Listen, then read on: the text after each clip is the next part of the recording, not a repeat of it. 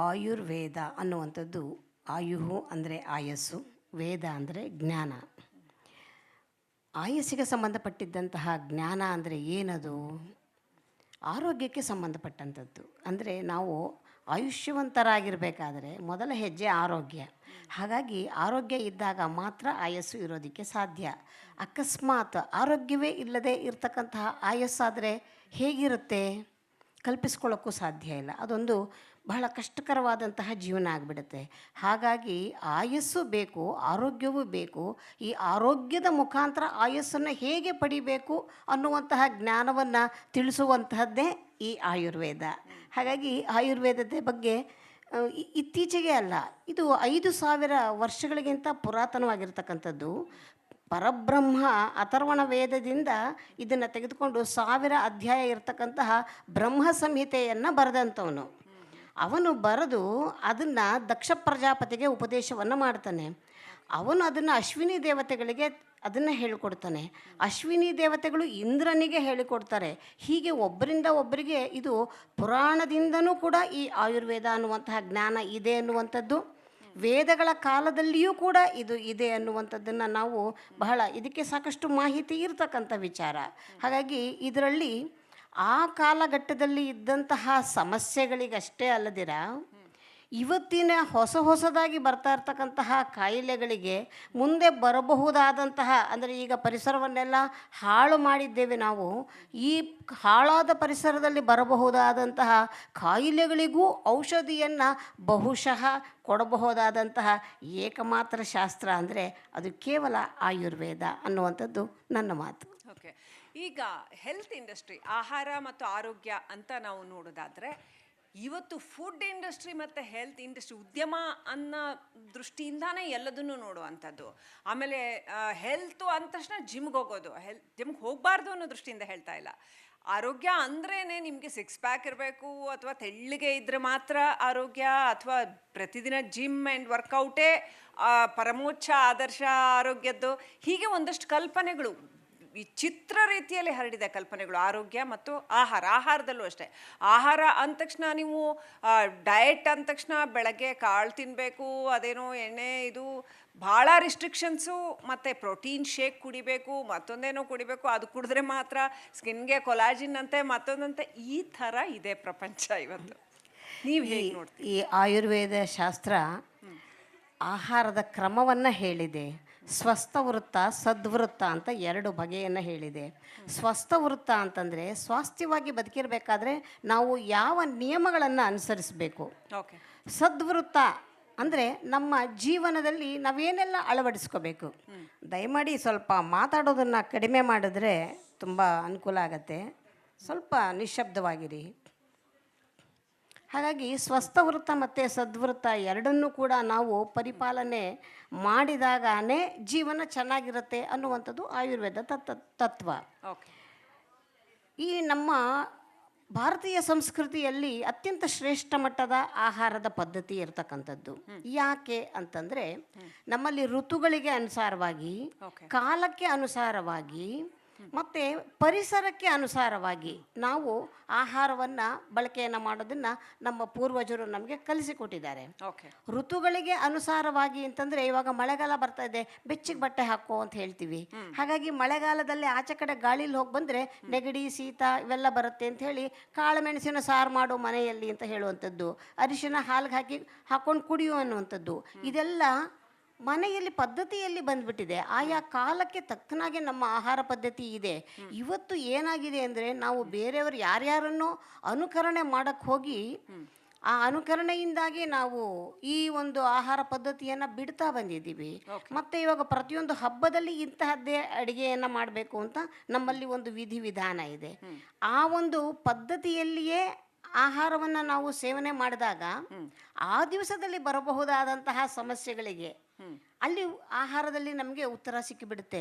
ಆಹಾರವೇ ಔಷಧವಾಗಿದೆ, ನಮ್ಮ ಅಡುಗೆ ಮನೆಯೇ ಒಂದು ಔಷಧಾಲಯ ಅಂತ ಹೇಳಿದ್ರೆ ತಪ್ಪಾಗಲಾರದು. ನಾವು ಬಳಸುವಂತಹ ಮೆಂತ್ಯ, ಜೀರಿಗೆ, ಮೆಣಸು ಇವೆಲ್ಲವೂ ನಾವು ಆಯುರ್ವೇದದಲ್ಲಿ ಹೇಳೋದೇ 3 ತತ್ವ, ವಾತ ಪಿತ್ತ ಕಫ ಅಂತ ಹೇಳಿ. ಈ 3 ಕೂಡ ಸಮತೋಲನವಾಗಿ ಕಾಪಾಡ್ಕೊಳ್ತಕ್ಕಂಥದ್ದು ಆರೋಗ್ಯ. ಈ 3 ಕೂಡ ನಾವು ಪ್ರತಿನಿತ್ಯ ಬಳಕೆ ಮಾಡುವ ಆಹಾರದಲ್ಲಿ ಸಿಕ್ಕಿಬಿಡುತ್ತೆ. ನಮ್ಮಲ್ಲಿ ಒಂದು ಸಾರು ಮಾಡಬೇಕಾದ್ರೆ ನಾವು ಒಂದು ಸಾರಿನ ಪುಡಿ ಮಾಡಿಟ್ಕೋತೀವಿ. ಆ ಸಾರಿನ ಪುಡಿಗೆ ಏನು ಹಾಕ್ತೀವಿ? ಜೀರಿಗೆ ಹಾಕ್ತೀವಿ, ಮೆಣಸು ಹಾಕ್ತೀವಿ, ಮೆಂತ್ಯ ಹಾಕ್ತೀವಿ, ಸಾಸಿವೆ ಹಾಕ್ತೀವಿ, ಕೊತ್ತಂಬರಿ ಬೀಜ ಹಾಕ್ತೀವಿ. ಧನಿಯಾದಲ್ಲಿ ಒಂದು 100 ಕಾಯಿಲೆಯನ್ನು ವಾಸಿ ಮಾಡುವಂತಹ ಶಕ್ತಿ ಇದೆ. ಜೀರಿಗೆಯಲ್ಲಿ ಇರ್ತಕ್ಕಂತಹ ಆ್ಯಂಟಿ ಆಕ್ಸಿಡೆಂಟ್ಗಳು ಬೇಕಾದಷ್ಟು ಇದೆ. ನಾವು ನಮ್ಮ ಭಾಷೆಯಲ್ಲಿ ಹೇಳಿದ್ರೆ ಜನಕ್ಕೆ ಮನಸ್ಸಿಗೆ ಅಷ್ಟು ಮುದವಾಗೋದಿಲ್ಲ. ಆದರೆ ಜೀರಿಗೆಯಲ್ಲಿ ಆ್ಯಂಟಿ ಆಕ್ಸಿಡೆಂಟ್ಸ್ ಹೇರಳವಾಗಿದೆ ಎಂದ ತಕ್ಷಣ ಓ ಹೌದಾ ಅನ್ನುವ ಹಾಗಾಗತ್ತೆ.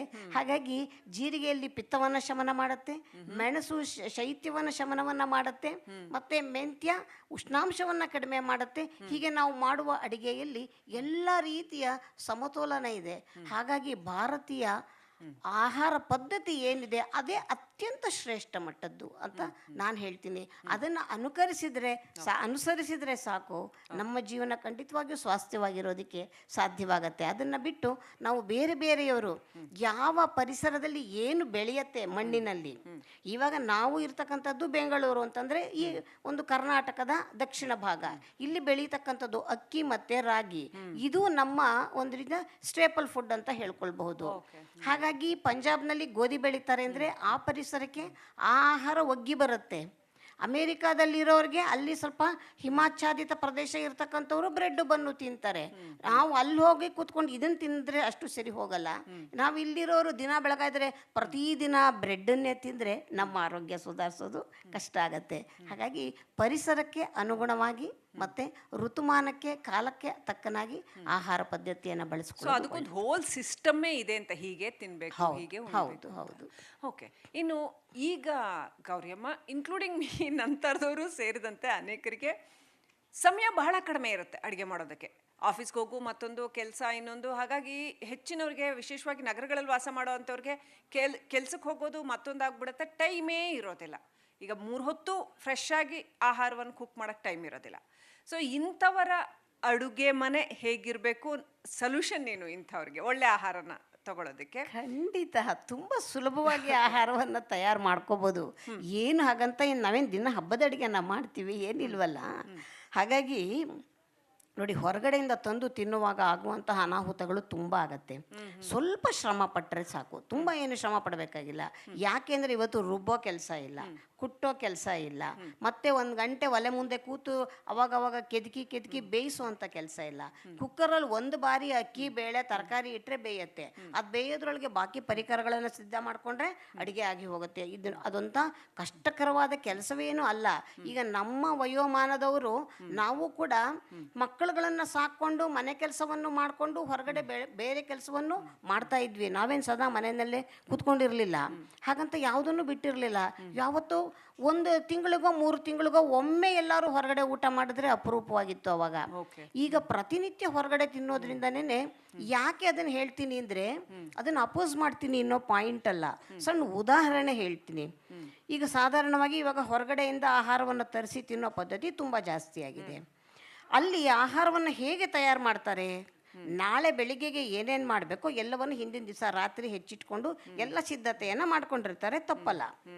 ಆದರೆ ಒಂದು ಸಣ್ಣ ಉದಾಹರಣೆ ಅಂದರೆ ಈರುಳ್ಳಿಯನ್ನು ಪ್ರತಿನಿತ್ಯ ಎಲ್ಲರೂ ಅಡುಗೆಯಲ್ಲಿ ಬಳಕೆ ಮಾಡೋದು ಇವಾಗ ಅಭ್ಯಾಸ ಆಗಿ ಹೋಗಿದೆ. ಅದು ತಪ್ಪಲ್ಲ. ಈರುಳ್ಳಿಯನ್ನು ಈ ಕ್ಷಣಕ್ಕೆ ಕತ್ತರಿಸಿ ನೀವು ಈಗಲೇ ತಿನ್ನಬೇಕು. ಇದನ್ನು 10 ನಿಮಿಷ ಬಿಟ್ಟರೆ ಅದು ತನ್ನ ಸುತ್ತಮುತ್ತ ಇರತಕ್ಕಂತಹ ಎಲ್ಲ ಬ್ಯಾಕ್ಟೀರಿಯಾಣುಗಳನ್ನು, ವೈರಾಣುಗಳನ್ನು ಆಕರ್ಷಿಸುವಂತಹ ಶಕ್ತಿ ಈರುಳ್ಳಿಗಿದೆ. ನೀವು ಯಾವಾಗಲೂ ಹೆಚ್ಚಿದಂತಹ ಈರುಳ್ಳಿಯನ್ನು ಕತ್ತರಿಸಿ ನೀವು ನಾಳೆ ದಿವಸ ಯಾವಾಗಲೂ ತಯಾರು ಮಾಡಿದಂತಹ ಆಹಾರವನ್ನು ತಿಂದಾಗ ನಿಮ್ಮ ಆರೋಗ್ಯ ಎಷ್ಟರ ಮಟ್ಟಿಗೆ ಚೆನ್ನಾಗಿರುತ್ತೆ. ಈ ಸತ್ಯವನ್ನು ಹೇಳುವಂಥವ್ರು ಬೇಕು. ಯಾವುದನ್ನ ಯಾವಾಗ ತಿನ್ಬೇಕು, ಹೇಗೆ ತಿನ್ಬೇಕು. ಕೆಲವರು ಈರುಳ್ಳಿ ಬೆಳ್ಳುಳ್ಳಿ ಸಿಪ್ಪೆ ಸುಲ್ದು ಇಟ್ಕೋತಾರೆ, ಸರಿನಾ ಅದು? ಖಂಡಿತ ಅಲ್ಲ. ಅದಕ್ಕೂ ಒಂದು ನಿಮಗೆ ಒಳ್ಳೆಯ ಇದನ್ನ ಸಲಹೆಯನ್ನೇ ಕೊಡ್ತೀನಿ. ಅಕ್ಕಪಕ್ಕದಲ್ಲಿ ಸಾಂಕ್ರಾಮಿಕ ರೋಗಗಳೇನಾದ್ರೂ ಬಂದಿದ್ರೆ, ಯಾರದೋ ಮನೆಯಲ್ಲಿ ಸುತ್ತಮುತ್ತದಲ್ಲಿ ಯಾರಿಗಾದ್ರೂ ಒಂದು ವೈರಾಣುವಿನಿಂದ ಬಂದಿರತಕ್ಕಂತಹ ಸಮಸ್ಯೆ ಇದೆ ಅಂತ ಅಂದಾಗ, ನಿಮ್ಮ ಮನೆಯಲ್ಲಿ ಒಂದು ಈರುಳ್ಳಿಯನ್ನು 4 ಭಾಗ ಮಾಡಿ ಎಲ್ಲೆಲ್ಲಿ ದ್ವಾರ ಇದೆಯೋ ಅಲ್ಲಲ್ಲಿ ಒಂದೊಂದು ಇಟ್ಟುಬಿಡಿ. ಆ ಒಂದು ರೋಗಾಣುಗಳು ನಿಮ್ಮ ಮನೆ ಒಳಕ್ಕೆ ಬರೋದಿಲ್ಲ, ಅದು ಅಲ್ಲಿಯೇ ತಡೆದು ಬಿಡುತ್ತೆ. ಅದನ್ನು ಆಕರ್ಷಣೆ ಮಾಡುವಂತಹ ಶಕ್ತಿ ಇದೆ. ಆಮೇಲೆ ಆ ಈರುಳ್ಳಿಯನ್ನು ನೀವು ಬಹಳ ದೂರ ಬಿಸಾಕಬೇಕು. ಅಂತಹ ಶಕ್ತಿ ಇರ್ತಕ್ಕಂಥದ್ದು. ಅಂದರೆ ಉಪಕಾರವೂ ಆಗತ್ತೆ, ಅದರಿಂದ ತೊಂದರೆಯೂ ಆಗತ್ತೆ. ಹಾಗಾಗಿ ಎಲ್ಲಿ ಉಪಕರಿಸ್ಕೋಬೇಕು, ನಾವು ಎಲ್ಲಿ ಈ ತೊಂದರೆಯನ್ನು ತಡೆಗಟ್ಕೋಬೇಕು, ಈ ಕೆಲವು ಅಂಶಗಳನ್ನು ನಾವು ತಿಳ್ಕೊಂಡಾಗ ನಮ್ಮ ಆಹಾರ ಪದ್ಧತಿ ಅಷ್ಟು ಉತ್ತಮ ಅನ್ನೋದು ನಮಗೆ ಅರ್ಥವಾಗ್ತಾ ಹೋಗುತ್ತೆ. ಇತ್ತೀಚೆಗೆ ಯುವ ಜನಾಂಗ ಬಹಳ ಹೆಚ್ಚಾಗಿ ಆಯುರ್ವೇದದತ್ತ ಆಕರ್ಷಿತವಾಗ್ತಾ ಇದೆ. ಬಹುಶಃ ಅದು ಹೆಲ್ತ್ ಎಷ್ಟು ಹಾಳಾಗ್ತಾ ಇದೆ, ಆಸ್ಪತ್ರೆಗಳಿಗೆ ಎಷ್ಟು ದುಡ್ಡು ಹಾಕ್ತಾ ಇದ್ದೀವಿ, ಮತ್ತು ನೀವು ಹೇಳಿದಾಗೆ ಹೊರಗಡೆ ತಿನ್ನೋ ಆಹಾರ, ಜಂಕ್ ಫುಡ್, ಇದರ ಅಡ್ವರ್ಸ್ ಎಫೆಕ್ಟ್ ಏನಾಗ್ತಾ ಇದೆ ಅನ್ನೋದು ಅರ್ಥ ಆಗ್ತಾ ಇದೆ ಅಂತ ಅನಿಸುತ್ತೆ, ಎಸ್ಪೆಷಲಿ ಆಫ್ಟರ್ ಕರೋನಾ. ಹಾಗಾಗಿ ಹೆಚ್ಚೆಚ್ಚಾಗಿ ಆಯುರ್ವೇದದತ್ತ ಮುಖ ಮಾಡ್ತಾ ಇದ್ದೀವಿ. ಸೊ ಅವ್ರಿಗೆ ಏನು ಹೇಳೋಕೆ ಬಯಸ್ತೀರಿ? ಖಂಡಿತ ನೋಡಿ, ನಾನು ಯಾವುದನ್ನು ಕೂಡ ಎಂದೋ ಒಂದು ದಿನ ಆಚೆ ಹೋಗಿ ತಿನ್ನೋದ್ರಿಂದ ಅಷ್ಟೊಂದು ಸಮಸ್ಯೆ ಆಗಲಾರ್ದು. ಮೇಲೆ ಮೇಲೆ ತಿನ್ನುವಾಗ ಈ ರೀತಿ ಸಮಸ್ಯೆಗಳು ಬರೋದು ಸಹಜ. ಅದಕ್ಕೆ ಕೆಲವು ನಮ್ಮಲ್ಲಿ ಸಲಹೆಗಳೂ ಇದೆ, ಇಲ್ಲದಾಗಿಲ್ಲ. ಆಯುರ್ವೇದ ಏನು ಹೇಳುತ್ತೆ ಅಂತಂದರೆ, ಸಮಸ್ಯೆಗಳನ್ನು ಬರದೇ ಇರೋ ರೀತಿ ನೀನು ಹೇಗೆ ಜೋಪಾನ ಮಾಡ್ಕೊಳ್ಬಹುದು ಅನ್ನೋದಕ್ಕೆ ಬೇಕಾದಷ್ಟು ಸೂತ್ರಗಳನ್ನು ಕೊಟ್ಟಿದೆ.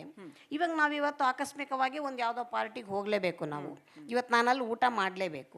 ಏನು ಮಾಡಬೇಕು? ಹೋಗೋದಕ್ಕೆ ಮುಂಚೆ ಒಂದು ಏಲಕ್ಕಿ ಕಾಯನ್ನು ಜೋಬಲ್ಲಿ ಇಟ್ಕೊಂಡು ಹೋಗಿರಿ. ಹೋಗಬೇಕಾದ್ರೆ ಅಲ್ಲಿ ಊಟ ಮಾಡೋದಕ್ಕೆ ಅರ್ಧ ಗಂಟೆಗೆ ಮುಂಚೆ ಒಂದು ಏಲಕ್ಕಿ ಕಾಯಿಯನ್ನು ಹಾಕಿ ಬಾಯಲ್ಲಿ ಹಾಕಿ ಚೆನ್ನಾಗಿ ಜಗಿದು ತಿಂದುಬಿಡಿ.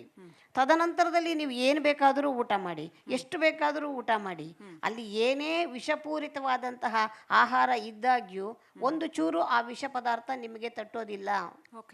ಈ ರೀತಿ ಕೆಲವೊಂದು ಉಪಾಯಗಳಿದೆ ನಮ್ಮಲ್ಲಿ. ಇವಾಗ ಅವರೆಕಾಳು ತಿನ್ನಬೇಕು. ಅವರೆಕಾಳು ಸೀಸನ್ ಯಾವಾಗ ಬರುತ್ತೆ? ಯಾವಾಗಲೂ ಚಳಿಗಾಲದಲ್ಲಿಯೇ ಅವರೆಕಾಳು ಬರ್ತಕ್ಕಂಥದ್ದು. ಅವರೆಕಾಳು ನಮ್ಮ ಪ್ರಕೃತಿ ಎಷ್ಟು ಸುಂದರವಾಗಿದೆ ಅಂದರೆ, ಯಾವ ಕಾಲಕ್ಕೆ ಏನನ್ನ ತಿಂದರೆ ಉತ್ತಮವೋ ಅದನ್ನೇ ಕೊಡ್ತಾಳೆ ಪ್ರಕೃತಿ ಮಾತೆ. ಬೇರೆ ಇದೇನನ್ನು ಕೊಡೋದೇ ಇಲ್ಲ ಅವಳು. ಅವರೆಕಾಳನ್ನು ಚಳಿಗಾಲದಲ್ಲೇ ತಿನ್ನಬೇಕು. ಚಳಿಗಾಲದಲ್ಲಿ ಬರ್ತಕ್ಕಂಥ ಸಮಸ್ಯೆಗಳೇನು? ಚರ್ಮಗಳು ಒಡೆಯುವಂಥದ್ದು, ಬಿರುಕು ಬರ್ತಕ್ಕಂಥದ್ದು, ಚರ್ಮ ತುಟಿಗಳೆಲ್ಲ ಒಡೆದು ಹೋಗುವಂಥದ್ದು. ಹಾಗಾಗಿ ಅಂತಹ ಸಂದರ್ಭದಲ್ಲಿ ಅವರೆಕಾಳನ್ನು ಹೆಚ್ಚೆಚ್ಚು ಬಳಕೆ ಮಾಡೋದ್ರಿಂದ ಈ ಚರ್ಮದ ರಕ್ಷಣೆ ಆಗತ್ತೆ. ಅವರೆಕಾಳಿನಲ್ಲಿರ್ತಕ್ಕಂಥ ವಿಶೇಷ ಗುಣ ಏನು ಅಂದರೆ, ಸಂಪೂರ್ಣವಾಗಿ ಚರ್ಮವನ್ನು ರಕ್ಷಣೆ ಮಾಡುತ್ತೆ. ಆದರೆ ಎಲ್ಲರೂ ಏನು ಹೇಳ್ತಾರೆ, ಅಯ್ಯಯ್ಯೋ ಅವರೆಕಾಳಪ್ಪ ವಾಯು ಆಗ್ಬಿಡತ್ತೆ, ನಮ್ಗೆ ಹಂಗಾಗ್ಬಿಡತ್ತೆ ಅಂತಾರೆ. ಅದಕ್ಕೂ ಪರಿಹಾರ ಅದರೊಳ್ಳೇ ಇರುತ್ತೆ. ಅವರೆಕಾಳಿನ ಅಡುಗೆಯನ್ನು ಮಾಡಬೇಕಾದ್ರೆ ನೀವು ಹೆಚ್ಚು ಹೆಚ್ಚು ಶುಂಠಿಯನ್ನು ಬಳಕೆ ಮಾಡಿ, ಕಾಳು ಮೆಣಸನ್ನು ಬಳಕೆ ಮಾಡಿ, ಜೀರಿಗೆಯನ್ನು ಬಳಕೆ ಮಾಡಿ, ಇಂಗನ್ನು, ನಿಮಗೆ ಯಾವುದು ಪ್ರಿಯವೋ ಅದು. ಇವುಗಳಲ್ಲಿ ನಾ ಹೇಳಿದಷ್ಟು ಹಾಕಬೇಕಿಲ್ಲ. ಯಾವುದಾದ್ರೂ ಒಂದನ್ನು ಹಾಕಿದ್ರೂ ಕೂಡ ಅದರಲ್ಲಿ ಬರ್ತಕ್ಕಂಥ ಒಂದು ಸಣ್ಣ ದೋಷ ಹೋಗಿಬಿಡುತ್ತೆ. ಆ ಒಂದು ಸಣ್ಣ ದೋಷಕ್ಕೋಸ್ಕರ ಆ ಪದಾರ್ಥವನ್ನೇ ಬಿಟ್ಟು ಬಿಡಬಾರ್ದು. ಹೀಗೆ ನಮ್ಮಲ್ಲಿ ಪ್ರತಿಯೊಂದಕ್ಕೂ ಇದೆ ಮಾಹಿತಿ. ಸರಿಯಾಗಿ ತಿಳ್ಕೊಂಡು ನಮಗೇನು ತಿಳ್ಕೊಳ್ಳೋಕ್ಕಾಗಲಿಲ್ಲಪ್ಪ, ನಮಗೆ ಗೊತ್ತೇ ಇಲ್ಲ ವಿಷಯ, ಏನು ತಲೆ ಕೆಡಿಸ್ಕೋಬೇಕಾಗಿಲ್ಲ. ಯಾವ ಕಾಲದಲ್ಲಿ ಏನು ಬರುತ್ತೋ ಅದನ್ನು ತಿನ್ಬಿಡ್ಬೇಕು. ಬಿಸಿಲು ಬರ್ತಿದ್ದ ಹಾಗೇನೆ ರಸ್ತೆಯ ಬದಿಗಳಲ್ಲಿ ಎಲ್ಲನೂ ಕೂಡ ಕಲ್ಲಂಗಡಿ ಹಣ್ಣು ಬರುತ್ತೆ. ಯಾಕೆ? ಬಿಸಿಲಿನ ತಾಪಕ್ಕೆ ನೀರಿನ ದ್ರವ ಆಹಾರ ಹೆಚ್ಚು ಹೆಚ್ಚು ಮನುಷ್ಯನಿಗೆ ಬೇಕು ಅನ್ಸುತ್ತೆ. ಪ್ರಕೃತಿ ಸರಿಯಾಗಿ ಬರೀ ದ್ರಾಕ್ಷಿ ಹಣ್ಣು ಬರುತ್ತೆ, ಸಮ್ಮರಲ್ಲೇ ಬರೋದು. ಮತ್ತು ಕರ್ಬೂಜ ಹಣ್ಣು ಬರುತ್ತೆ, ಕಲ್ಲಂಗಡಿ ಹಣ್ಣು ಬರುತ್ತೆ, ಸೌತೆಕಾಯಿ, ಇವೆಲ್ಲವೂ ಕೂಡ ನೀರಿನ ಅಭಾವ ಇರತಕ್ಕಂತಹ ಸಂದರ್ಭದಲ್ಲಿ ಪ್ರಕೃತಿ ಒದಗಿಸಿಕೊಡ್ತಾಳೆ. ಅಂದರೆ ಆ ಕಾಲಕ್ಕೆ ಸರಿಯಾಗಿ ಆ ಆಹಾರವನ್ನೇ ತಿನ್ನಬೇಕು. ಇದನ್ನು ನಮ್ಮ ಯುವ ಜನಾಂಗ ಅರ್ಥ ಮಾಡಿಕೊಂಡು ತಮ್ಮ ಆರೋಗ್ಯವನ್ನು ರಕ್ಷಿಸ್ಕೋಬೇಕು. ವ್ಯಾಯಾಮ ಮಾಡಿ, ಒಂದು 12 ಸೂರ್ಯ ನಮಸ್ಕಾರ ಮಾಡಿ, ಆರೋಗ್ಯ ಸೊಗಸಾಗಿರುತ್ತೆ. ಸ್ವಲ್ಪ ಕಾಲ್ನಡಿಗೆಯನ್ನು ಮಾಡಿ, ತುಂಬ ಏನೇನೋ ಜಾಸ್ತಿಯಾಗಿ ಯಾವುದನ್ನು ಮಾಡಿದ್ರೂ ಕೂಡ ಅತಿ ವಿಪರೀತವಾಗಬಾರ್ದು. ಅದರಿಂದ ಆ ಅಮೃತವೂ ವಿಷವಾಗಿ ಬಿಡುತ್ತೆ ವಿಪರೀತವಾದಾಗ ಅನ್ನುವಂಥದ್ದು ನಮ್ಮಲ್ಲಿ ಹೇಳುವಂಥದ್ದು. ಹಾಗಾಗಿ ಎಲ್ಲರೂ ಕೂಡ ಯಾವುದನ್ನೇ ಮಾಡಿದ್ರೂ ಕೂಡ ಮಿತವಾಗಿ ಹಿತವಾಗಿ ಮಾಡಿದಾಗ ಅದರಲ್ಲಿ ಖಂಡಿತವಾಗಿಯೂ ಕೂಡ ಅನುಕೂಲಗಳೇ ಇರುತ್ತೆ. ಮಕ್ಕಳ ವಿಚಾರಕ್ಕೆ ಬಂದರೆ, ಅವರ ಆಹಾರದ ವಿಚಾರದಲ್ಲಿ ಆ ಮಕ್ಕಳನ್ನ ಮುದ್ದು ಮಾಡೋ ಭರದಲ್ಲಿ ಹೊರಗಡೆ ಕರ್ಕೊಂಡು ಹೋಗೋದು, ಹೊರಗಡೆ ಕರ್ಕೊಂಡು ಹೋದ ತಕ್ಷಣ ಫಿಂಗರ್ ಚಿಪ್ಸು ಮತ್ತು ಅದೇನೋ ಉದ್ದುದ್ದನೆ ಇದು, ಒಟ್ಟಿನಲ್ಲಿ ಆ ಆಲೂಯಿಂದ ತಯಾರು ಮಾಡಿರ್ತಕ್ಕಂಥ ಕರಿದ ಪದಾರ್ಥಗಳು, ಜಂಕ್ ಫುಡ್ಡು, ಜಂಕ್ ಫುಡ್ ಇಲ್ಲದೆ ನಮ್ಮ ವಾರ ಮುಗಿಯೋದೇ ಇಲ್ಲ ಮಕ್ಕಳಿಗೆ. ಅಷ್ಟರ ಮಟ್ಟಿಗೆ ಅವ್ರನ್ನ ವೀಕೆಂಡ್ಸ್ ಬಂದ್ರಂತೂ 2 ದಿನ 3 ದಿನ ಮಕ್ಕಳು ಜಂಕ್ ಫುಡ್ ತಿಂದೇ ತಿಂತಾರೆ, ಆಮೇಲೆ ಪ್ಯಾಕ್ಡ್ ಫುಡ್ ತಿಂದೇ ತಿಂತಾರೆ. ಅಷ್ಟರ ಮಟ್ಟಿಗೆ ಪ್ರತಿ ಮನೆಯಲ್ಲೂ ಮಕ್ಕಳಿಗೆ ಜಂಕ್ ಫುಡ್ ಕೊಡೋ ಅಂಥದ್ದು ನಡೀತಾ ಇದೆ. ಸೊ ಅದಕ್ಕೇನು ಹೇಳ್ತೀರಾ, ಮಕ್ಕಳ ಆಹಾರ ಆ್ಯಕ್ಚುಲಿ ಹೇಗಿರಬೇಕು, ಯಾಕೆ ಅವರಿಗೆ ಹೊರಗಡೆ ಕರ್ಕೊಂಡೋಗಿ ಜಂಕ್ ಫುಡ್ಡು ಇಂಥದ್ದನ್ನೆಲ್ಲ ತಿನ್ನಿಸ್ಬಾರ್ದು? ನೋಡಿ, ಮಕ್ಕಳಿಗೆ ಏನೋ ಗೊತ್ತೇ ಇರಲ್ಲ. ಮಕ್ಕಳು ಹುಟ್ಟಿದಾಗ ಅವ್ರಿಗೆಲ್ಲನೂ ಏನೂ ಗೊತ್ತಿರೋದಿಲ್ಲ. ಕಲಿಸೋರು ತಂದೆ ತಾಯಿಗಳೇ, ಪೇರೆಂಟ್ಸೇನೆ ಅವ್ರಿಗೆಲ್ಲನೂ ಫೀಡ್ ಮಾಡುವಂಥದ್ದು. ನಾವು ಏನು ಮಾಡ್ತೀವೋ ಅದನ್ನೇ ಮಕ್ಕಳು ಅನುಕರಣೆ ಮಾಡ್ತಾರೆ. ಹುಟ್ಟಿದ ಆರಭ್ಯ ಹಾಗೆ ಮಾಡೋದು. ನಾವು ನಮ್ಮ ಚಪಲಕ್ಕೆ ನಾವು ಹೋಟೆಲ್ಗೆ ಹೋಗಿ ಹೋಗಿ ತಿನ್ನಿಸಿ ಅಭ್ಯಾಸ ಮಾಡಿದ್ರೆ ಮತ್ತೆ ಅದನ್ನೇ ಅವು ಬೇಕು ಅಂತ ಕೇಳುತ್ತೆ. ಯಾಕೆ ಅಂತಂದರೆ ಅದು ಆಕರ್ಷಣೀಯವಾಗಿರುತ್ತೆ. ಮನೆಯಲ್ಲಿ ಮಾಡ್ತಕ್ಕಂಥದ್ದಕ್ಕಿಂತ ಹೊರಗಡೆಯ ಆಹಾರ ಯಾವಾಗಲೂ ಆಕರ್ಷಣೆ ಜಾಸ್ತಿ. ಮತ್ತು ಮಕ್ಕಳಿಗೆ ಇವಾಗ ಸೂಪರ್ ಫುಡ್ ಅಂತ ಹೆಚ್ಚಿನ ಪೋಷಕಾಂಶಗಳು ವಿಪರೀತವಾಗಿರ್ತಕ್ಕಂಥದ್ದನ್ನು ಕೊಟ್ಟು ಮಕ್ಕಳು ಹೈಪರ್ ಆ್ಯಕ್ಟಿವ್ ಆಗ್ತಾ ಇದ್ದಾರೆ. ನಾವು ಅದರ ಬಗ್ಗೆ ನಮಗೆ ತಲೆ ಬಿಸಿ ಗೊತ್ತಿಲ್ಲ, ಇವಾಗ ಎಲ್ಲಿಗೂ ಹೊರಟೋಗ್ತಾ ಇದೆ. ಹಾಗಾಗಿ ತಂದೆ ಮತ್ತು ಸ್ತ್ರೀ ಗರ್ಭಿಣಿ ಇರುವಾಗ ಅವಳಿಗೆ ಹೆಚ್ಚು ಸೂಪರ್ ಫುಡ್ ತಿನ್ನಿಸುವಂಥದ್ದು ಇದು ಬಹಳ ತಪ್ಪು. ಹುಟ್ಟತಕ್ಕಂತಹ ಮಕ್ಕಳಲ್ಲಿ ನ್ಯೂನತೆಗಳು ಜಾಸ್ತಿ ಬರ್ತಾ ಇದೆ. ಮಕ್ಕಳನ್ನ ಸ್ವಾಭಾವಿಕವಾಗಿ ಬೆಳೆಸೋಣ, ಸರಳವಾದ ಆಹಾರವನ್ನು ಕೊಡೋಣ, ರಾಗಿ ಸರಿ ಮಾಡಿ ತಿನ್ನಿಸಿ ಮಕ್ಕಳು ಗಟ್ಟಿ ಆಗ್ತಾರೆ. ಮನೆಯಲ್ಲಿ ಮಾಡ್ತಕ್ಕಂತಹ ಸೊಪ್ಪುಗಳನ್ನು ಹಾಕಿ ಅಡುಗೆಯನ್ನು ಮಾಡಿ ಅದನ್ನೇ ಸ್ವಲ್ಪ ರುಚಿಯಾಗಿ ಮಾಡಿ ಅದನ್ನೇ ಚೆನ್ನಾಗಿ ಮಾಡಿಕೊಡಿ, ಮಕ್ಕಳು ಇಷ್ಟಪಡ್ತಾರೆ. ನಾವೆಲ್ಲ ಸ್ಕೂಲ್ಗೆ ಹೋಗೋ ಕಾಲದಲ್ಲಿ ಸ್ಕೂಲಿಂದ ಬರೋ ಹೊತ್ತಿಗೆ ಮನೆಯಲ್ಲಿಯೇ ಒಂದು ಅಕ್ಕಿಯಲ್ಲಿ ಪುರಿಯನ್ನು ಮಾಡೋರು. ಆ ಪುರಿಗೆ ಪರಿಕರಗಳೆಲ್ಲ ಹಾಕಿ ಬಹಳ ಇರೋದು. ಅದನ್ನೆಲ್ಲ ಒಂದೊಂದು ತಟ್ಟೆಗೆ ಹಾಕ್ಕೊಡೋರು. ಕೂತ್ಕೊಂಡು ತಿಂತಾ ಇದ್ವಿ, ತಿನ್ಕೊಂಡು ಆಟಕ್ಕೆ ಹೋಗ್ತಾ ಇದ್ವಿ. ಈಗ ಮಕ್ಕಳನ್ನ ಆಟಕ್ಕೆ ಬಿಡೋದೇ ಇಲ್ಲ, ಆಚೆ ಕಡೆ ಹೋಗೋವಾಗೇ ಇಲ್ಲ. ಯಾವಾಗ್ಲೂ ಓದು ಬರೀ. ಅವರಿಗೆ ಎಂಟರ್ಟೈನ್ಮೆಂಟ್ ಅಂದರೆ ಮೊಬೈಲು TV ಅನ್ನೋ ಮಟ್ಟಕ್ಕೆ ಮಾಡಿಟ್ಟಿದ್ದೀವಿ. ಅವ್ರನ್ನ ಆಚೆ ಕಡೆ ಆಡೋದಕ್ಕೆ ಬಿಡಬೇಕು, ಕೈಕಾಲೆಲ್ಲ ಚೆನ್ನಾಗಿ ಆ್ಯಕ್ಷನ್ ಆಗಬೇಕು. ಹಾಗಾದಾಗ ಮಾತ್ರ ಮುಂದಿನ ದಿನಗಳಲ್ಲಿ ಮಕ್ಕಳು ಯಾವುದೇ ರೀತಿಯ ಅನಾರೋಗ್ಯದ ಸಮಸ್ಯೆ ಇಲ್ದಿರ ಬೆಳೆಯೋದಕ್ಕೆ ಸಾಧ್ಯವಾಗುವಂಥದ್ದು. ಕಾಯಿ ಹುರಿಟ್ಟು ಅಂತ ಮಾಡಿಕೊಡೋರು, ರಾಗಿ ಹುರಿಟ್ಟು ಅಂತ ಮಾಡಿಕೊಡೋರು. ಆ ಕಾಯಿ ಹುರಿಟ್ಟಂತೂ ಎಷ್ಟು ಚೆನ್ನಾಗಿರೋದು. ತೆಂಗಿನಕಾಯೇ ಕೊಡೋದಿಲ್ಲ ಮಕ್ಕಳಿಗೆಲ್ಲ. ಎಂಥ ಕೊಲೆಸ್ಟ್ರಾಲು. ಚೆನ್ನಾಗಿ ತಿನ್ನಬೇಕು, ತಿನ್ನೋ ವಯಸ್ಸಲ್ಲಿ ತಿನ್ನಬೇಕು, ತಿಂದು ಅರಗಿಸ್ಕೋಬೇಕಾದ್ರೆ ಶರೀರದಲ್ಲಿ ಒಂದಷ್ಟು ವ್ಯಾಯಾಮ ಬೇಕು. ಅದನ್ನು ಮಾಡ್ತಾ ಬಂದರೆ ಮಕ್ಕಳು ಚೆನ್ನಾಗಿ ಬೆಳೀತಾರೆ. ತುಂಬ ಸೂಪರ್ ಫುಡ್ಗಳನ್ನು ಮಕ್ಕಳಿಗೆ ಕೊಡೋದು ಬೇಡ ಅಂತಲೇ ನಾನು ಹೇಳ್ತೀನಿ. ಸೊಪ್ಪುಗಳನ್ನು, ತರಕಾರಿಗಳನ್ನು, ನ್ಯಾಚುರಲ್ ಆಗಿ ಸೀಸನಲ್ ಫ್ರೂಟ್ಸ್ ಏನು ಬರುತ್ತೆ ಆ ಹಣ್ಣುಗಳನ್ನು ಕೊಟ್ಟು ಸಾಕಿ ಮಕ್ಕಳು ಖಂಡಿತವಾಗಿಯೂ ಆರೋಗ್ಯಪೂರ್ಣವಾಗಿ ಬೆಳೆಯುತ್ತಾರೆ. ಓಕೆ, ನಮ್ಮಲ್ಲಿ ಹೆಚ್ಚು ನಮ್ಮ ವೀಕ್ಷಕರಲ್ಲಿ ಒಂದಷ್ಟು ಜನ ಇವತ್ತು ಹೆಚ್ಚು ಹೆಣ್ಮಕ್ಳಿದ್ದಾರೆ, ಕಾಲೇಜಿಗೆ ಹೋಗೋವಂಥ ಹೆಣ್ಮಕ್ಳಿದ್ದಾರೆ. 2 ಥರ ನಾವು ಅವರ ದೇಹಾರೋಗ್ಯದಲ್ಲಿ ಗಮನಿಸ್ತೀವಿ. ಒಂದು ಪಟ್ಟಣಗಳಲ್ಲಿ ಒಬೇಸ್ ಇರುವಂಥದ್ದು, ತುಂಬ ದಪ್ಪ ಆಗಿಬಿಡ್ತಾರೆ, ತುಂಬಾ ದಪ್ಪ. ಹಳ್ಳಿನಲ್ಲಿ ನೀವು ಹಂಗೆ ನೋಡಿದ್ರೆ ಸಣ್ಣಕ್ಕಿರ್ತಾರೆ. ಅದೊಂದು ಘಟನೆ. ಎರಡನೇದು ಸೌಂದರ್ಯದ ಬಗ್ಗೆ ಭಾಳ ಕೇರ್ ಮಾಡ್ತಾರೆ. ಯಾಕಂತಂದ್ರೆ ಅವರು ಪಾರ್ಲರ್ಗೆ ಹೋಗ್ತಾರೆ, ಮತ್ತು ಏನು ಮಾಡಬೇಕು ಸಹಜವಾಗಿ ಸುಂದರವಾಗಿರೋದಕ್ಕೆ ಏನು ಮಾಡಬೇಕು ಅಂತ ಗೊತ್ತಿರೋದಿಲ್ಲ. ಹಾಗಾಗಿ ಮಾರ್ಕೆಟ್ನಲ್ಲಿ ಏನೇನೋ ಲಭ್ಯ ಇದೆಯೋ, ಏನೇನೋ ಅಡ್ವರ್ಟೈಸ್ಮೆಂಟ್ಸ್ ಬರ್ತಾ ಹೋಗುತ್ತೋ ಅದನ್ನೆಲ್ಲ ಕೊಂಡ್ಕೊತಾ ಹೋಗುವಂಥದ್ದು. ಸೊ ಇದು 2 ಟ್ರೆಂಡು ಭಾಳ ಜಾಸ್ತಿ ಚಾಲ್ತಿಲಿದೆ. ಏನು ಹೇಳೋಕ್ಕೆ ಬಯಸ್ತೀರಾ ನಮ್ಮ ಹೆಣ್ಮಕ್ಳಿಗೆ? ಖಂಡಿತ ಇದು ತುಂಬ ಮುಖ್ಯವಾಗಿರ್ತಕ್ಕಂಥದ್ದು. ಯಾಕೆ ಅಂದರೆ ಇವತ್ತಿನ ಹೆಣ್ಮಕ್ಳು ಯಾಕೆ ದಪ್ಪ ಆಗ್ತಾ ಇದ್ದಾರೆ ಅಂದರೆ, ಒಂದು ಪೀರಿಯಡ್ಸ್ ಸಮಸ್ಯೆಗಳು ತುಂಬ ಬರ್ತಾ ಇದೆ. PCOD PCOS ಅಂತ ಸಮಸ್ಯೆಗಳು ಪ್ರತಿನಿತ್ಯದಲ್ಲಿ ನಾನು ಒಂದು ದಿವಸ ಪೇಷಂಟ್